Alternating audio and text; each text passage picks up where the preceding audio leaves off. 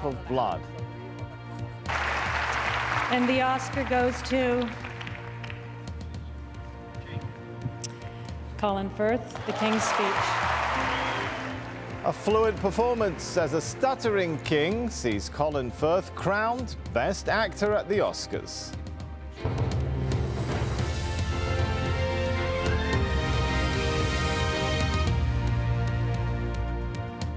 Well, after nearly 42 years in power, Libya's leader, Muammar al-Gaddafi, is being backed into a corner from which he may find it impossible to escape. AlJazeera lies just 50 kilometers west of Gaddafi's stronghold in Tripoli. Its center is now controlled by anti-government protesters, but they're surrounded by troops loyal to Gaddafi. 3 more areas in the east are also reported to be under the control of protesters. As the standoff in AlJazeera continues, defections keep coming in. An Air Force general at one of Libya's main bases says his men have joined the People's Revolution. Aircraft at the Al Banin military airport are grounded. Well, that could weaken Muammar al-Gaddafi's regime even further. We'll look at international reaction to the crisis in a moment, but first, this report from Jackie Rowland. The town of AlJazeera lies just 50 kilometers to the west of Tripoli. Now it has become a new front line in the battle between pro- and anti-Gaddafi forces. These pictures were shot by journalists brought here by the regime. The idea was to show the outside world that Gaddafi is still in control here. Instead, the reporters found that AlJazeera was in rebel hands, at least for now. The town is surrounded by pro-Gaddafi forces. Both sides are armed with tanks and anti-aircraft guns. Gaddafi's crackdown against his opponents has been the bloodiest and most ruthless in the wave of uprisings sweeping North Africa and the Middle East. But it doesn't seem to have stemmed the rebellion against his 4-decade rule. In the east of the country, opposition forces are welcoming visitors to what they are calling Free Libya. In the city of Benghazi, there are signs of a return to normal. Banks have reopened here and in the town of Al-Baida, both of which threw off Gaddafi's rule about a week ago. The banks have been closed for 8 days, but thanks to our brave young men, they've managed to reopen in an orderly fashion. And praise be to God, everything is moving along smoothly. And while residents stock up at the supermarket, the power vacuum that was left in the city is being filled. Local committees that are running towns and cities in the east of Libya have rallied behind a new leader, the former justice minister who resigned over the brutal repression. What is happening in Libya is a popular revolution led by the youth, supported by the people against oppression and against a dictator who has led Libya with a singular point of view and with a vengeful attitude and bloodthirsty soul. Now we announce to the world that we intend to build a democratic nation with institutions that respect international obligations and treaties. Libya relies on its oil fields. They're the mainstay of its economy.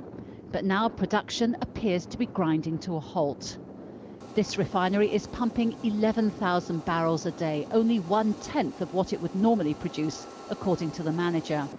The expatriate workers who used to man the plant have fled to escape the violence. Muammar Gaddafi's options are shrinking. Opposition forces continue to advance towards the capital, and the international community has imposed sanctions which further limit his room for maneuver. But the Libyan leader still shows no sign of being in the mood to surrender. Jackie Rowland, Al Jazeera, Benghazi. Pro-Gaddafi rallies are still being held across the country. Just outside the capital, Tripoli, government loyalists took to the streets, waving posters and chanting slogans. There were similar scenes outside the Zawiya too. We have some amateur footage said to show Saif al-Islam, one of Gaddafi's sons, rallying supporters in Libya. It's unclear when and where the pictures were taken. But in it, Saif al-Islam tells the people that enemy forces are spreading rumours. He also says security forces are not joining the protesters and that weapons will be provided to people ready to fight for Libya. The Canadian and British Prime Ministers have joined calls for Muammar al-Gaddafi to step down. Their comments come as the US Secretary of State prepares for crisis talks in Switzerland. Hillary Clinton is due to meet other foreign ministers on the sidelines of a UN human rights meeting in Geneva in the next few hours. John Terrett is at the White House with more on the US reaction. Nightfall in the United States, and the emphasis on Libya now moves to Europe, where US Secretary of State Hillary Clinton is attending a series of meetings on Monday at the United Nations Human Rights Council. Earlier, the Secretary of State had said that the US is reaching out to many Libyans, particularly in the east of the country, as the revolution appears to move west closer to Tripoli. She also revealed to journalists travelling on her plane to Geneva that the US is offering any kind of assistance to Libyans who might wish to consider overthrowing Colonel Gaddafi and his family. This is a ramping up of pressure on the Gaddafi family, and it comes now that the State Department is confident that most Americans who want to leave have left the country. That happened with the docking of the catamaran ferry in the port of Valletta in Malta the back end of last week. Prior to that, they were very nervous about how many Americans were still trapped inside Libya. And that is why we've also heard from two leading senators, John McCain, a Republican, and Joe Lieberman, a hawkish independent, speaking in the Egyptian capital, Cairo, and calling for the immediate imposition of a no-fly zone over Libya, also calling for the White House to recognize the provisional government, which is clearly getting underway in Benghazi. Secretary of State Hillary Clinton has also said that the US supports the aspirations and rights of the people of Libya, who she says are sending a very clear message that it's time for Colonel Gaddafi and his family to go. Idris Setraina joins me now from Los Angeles. He fled Libya after being imprisoned for opposing Gaddafi. He now actively campaigns against the government from the United States. Thanks so much for joining us. As I'm sure you've heard, the US is now offering any form of assistance to the Libyan opposition, shall we call them. But it's a very sensitive issue, isn't it, to be receiving outside or help from outside countries, particularly the US in Libya. What do you think the Libyan opposition would like to see the US provide? First, let me thank AlJazeera for the professionalism that they have provided, and let me also offer my condolences to all of the families of all those who offered their life for the freedom of the Libyan people. As far as what the United States can do, I have yet to see one Libyan who is for the military intervention. Although the Libyan people, under great pressure from the Gaddafi's brutal forces, they do not want military intervention, especially on the ground. This experiment has been seen by the Libyan people, and it was a failure for both these countries and also for the United States. So all Libyans do not want the repetition of this experiment. Short of sending troops in, though, which not sure is on the horizon anyway for Barack Obama, what about what other senators are suggesting, that perhaps trying to impose a no-fly zone, even arming some of the opposition elements? Is any of that a good idea, do you think? I think the no-fly zone is a good idea as long as it doesn't involve providing ground forces. As far as for providing military help for the revolution forces, I think it's also a good idea. It has obviously to be coordinated with the people who are trying to form the council now, and I think offering help for them is a good idea as well. Let's talk about offering help. Is it time for countries perhaps to start recognizing the rival administration as the legitimate government? I think so. I think it is time to do that, because that will put more pressure on Gaddafi and make him realize that there is the alternative is already there, and I think it will also support the Libyan people, and it will also put pressure on those who are still around him to defect. Without receiving perhaps concrete military assistance, can anti-government forces in places like AlJazeera really withstand the expected assault that might come from government forces? I think the people of Libya are willing to pay that price. We know it is heavy, but all what I hear from the Libyan people is they are determined to pay whatever it takes to get rid of this dictator, and to install a democratic government which fulfill their inspiration.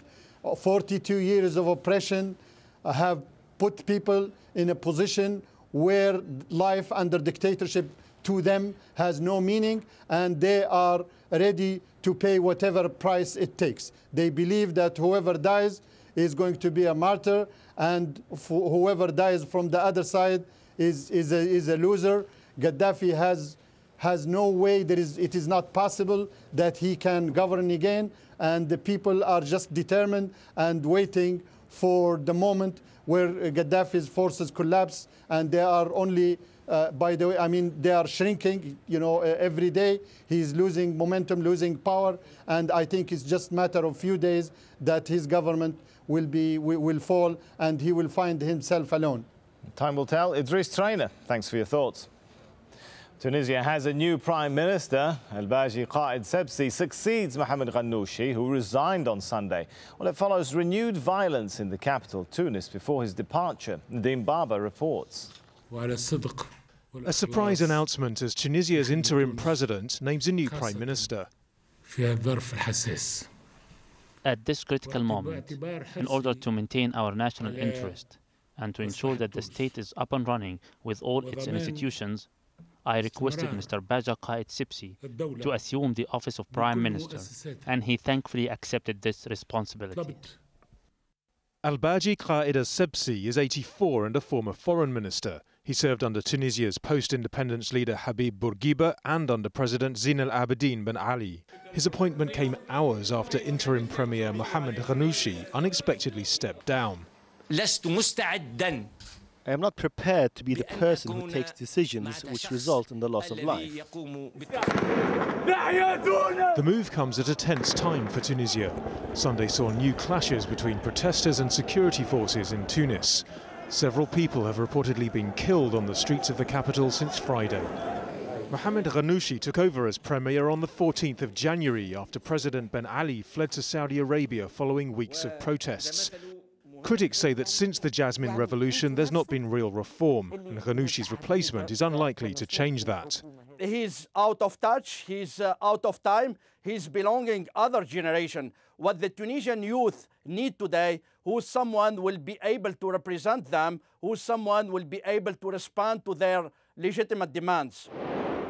Mohamed Ghannouchi has repeated the government's pledge to hold elections by mid-July. But almost 200 people have been arrested over the weekend. It's not clear how far the new Prime Minister can quell the anger on the streets. Nadim Baba, AlJazeera.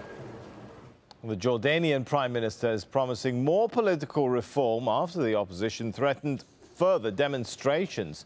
It comes as supporters of King Abdullah gathered for a show of solidarity in the capital Amman. Protests have been ongoing in the country for weeks. Opposition leaders say the people are getting impatient with the slow reforms in the country.